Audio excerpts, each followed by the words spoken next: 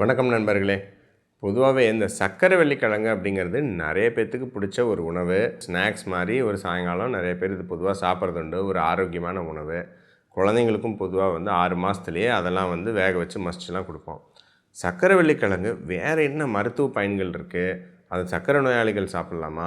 வெயிட்டை குறைக்கிறதுக்கு சாப்பிட்லாமா? இது நிறைய பயங்கரமான பெனிஃபிட்ஸ்லாம் இருக்குதுன்னு சொல்கிறாங்களே. ஏன்னா நிறைய ஃபார்வர்ட்லாம் வருது அதுவான்னு.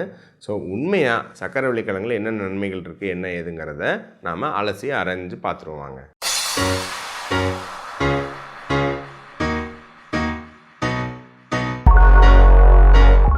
பொதுவாக நம்ம சாதா உருளைக்கிழங்க பொட்டேட்டோன்னு சொல்கிறோம் ஆங்கிலத்தில். இதை சர்க்கரைவள்ளி கிழங்கு ஸ்வீட் பொட்டேட்டோன்னு சொல்கிறோம். ஸோ நிறைய பேர் சொந்தக்கார செடிகளாட்டிருக்கு அப்படின்னு நிறைய பேர் நினைக்கிறதுக்கு வாய்ப்பு இருக்குது. ஆனால் இல்லைங்க, நம்ம சாதா உருளைக்கிழங்குக்கும் இந்த சர்க்கரைவள்ளி கிழங்குக்கும் உங்களுக்கு சம்மந்தமே கிடையாது. சாதா உருளைக்கிழங்குங்கிறது சொலனேஷியே அப்படின்னு சொல்லுவோம். அந்த ஃபேமிலிக்கு கீழே வரும், அல்லது நைட் ஷேடு ஃபேமிலின்னு சொல்லுவாங்க. இது ஆக்சுவலாக ஒரு வேரே கிடையாது. அது ஸ்டெம் அப்படின்னு சொல்லுவோம். நம்ம செடியில் பார்க்க சொல்லிங்கன்னா அந்த ஸ்டெம்லேருந்து வரக்கூடிய கிழங்கு.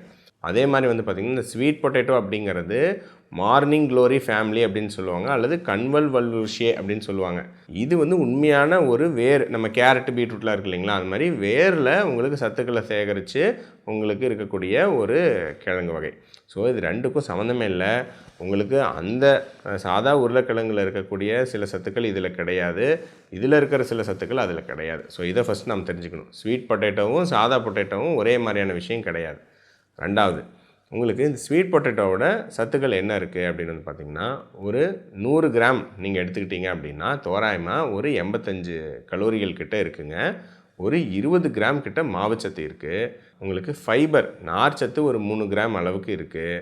அந்த மாவுச்சத்தில் உங்களுக்கு 4லேருந்து 5 கிராம் இயற்கையான சர்க்கரையாக இருக்குங்க. இது இல்லாமல் நிறையா உங்களுக்கு பொட்டாசியம் சத்து இருக்குது. 100 கிராமில் 300 மில்லிகிராமுக்கு மேலே பொட்டாசியம் சத்து இருக்குது. அப்புறம் வைட்டமின் ஏக்கு மூல காரணமான பீட்டா கரோட்டின் அப்படிங்கிறது ஒரு நல்லாவே இருக்குது. 900 யூனிட்டுக்கு மேலே இருக்குது. ஸோ இதெல்லாம் தான் முக்கியமான சத்துக்கள். அதிலே பார்த்திங்கன்னா கொஞ்சம் இந்த பழுப்பு ஊதா கலரில் ஒரு சர்க்கரைவள்ளி கிழங்கு பார்த்துருப்பீங்க. அதில் வேறு ப்ரோ ஆந்தோசயனின்ஸ் அப்படின்னு சொல்லிட்டு சில ஆன்டி ஆக்சிடென்ட்ஸும் இருக்குங்க. இந்த நாவல் பழம்லாம் சொல்லுவோம் இல்லைங்களா, அந்த மாதிரி வகையான சேர்ந்தது இருக்குது. ஸோ இது ஒரு நல்ல உணவாக, இது சாப்பிட்டா அப்படியே பயங்கரமாக சர்க்கரை நோயெல்லாம் காணாமல் போயிடும் அப்படிங்கிற அளவுக்கு சொல்கிறாங்கன்னா அந்த அளவுக்கு கிடையாதுங்க.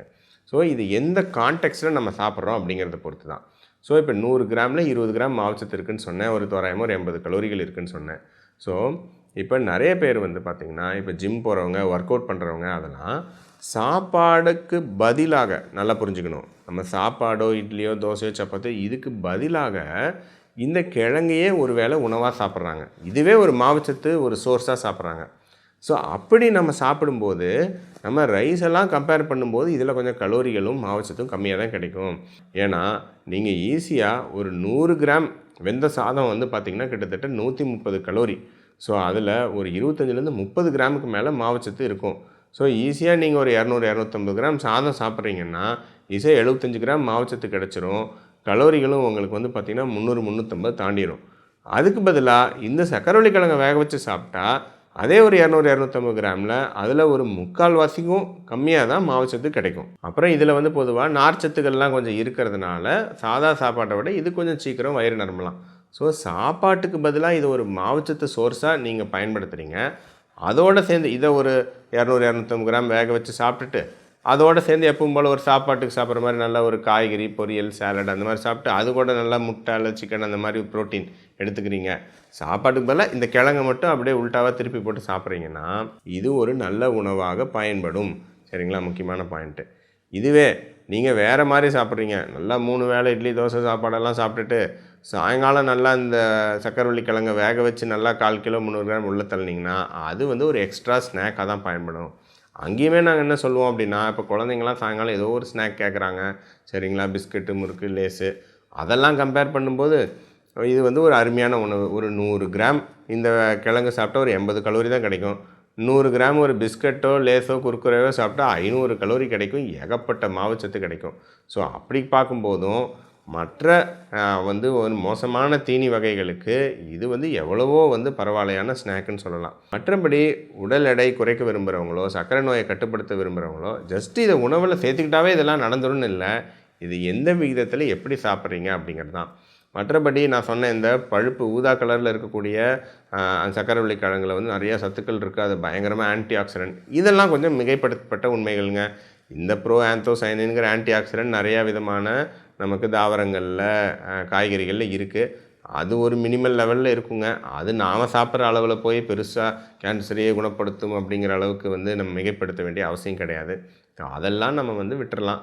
பொட்டாசியம் நல்ல சத்து இருக்குது. ஸோ அது கொஞ்சம் ஹெல்ப்ஃபுல்லாக இருக்கலாம்.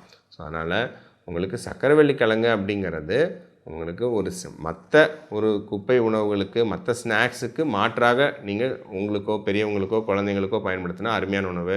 சின்ன குழந்தைங்களுக்கே நாங்கள் ஒரு 6-7 மாதத்தில் கிழங்கெல்லாம் வேக வச்சு மசிச்சு கொடுக்கும்போது இந்த ஸ்வீட் பொட்டேட்டோ பயன்படுத்தலாம். ஏன்னா அதில் பொட்டாசியம் சத்து, விட்டமின் ஏ மூலக்கருலாம் இருக்குங்கிறதுனால அது பொதுவாக நம்ம சொல்லுவோம். மற்றபடி இதில் மாவுச்சத்தே இல்லைங்கிறதோ அல்லது சர்க்கரை நோயாளிகள் எவ்வளோ வேணாலும் சாப்பிட்லாம் அப்படிங்கிறதோ சரியான தகவல் கிடையாது. ஸோ அதனால் கரெக்டான எந்த விதத்தில் எப்படி சாப்பிட்ணும் அப்படிங்கிறத நம்ம தெரிஞ்சு சாப்பிட்ணுங்க.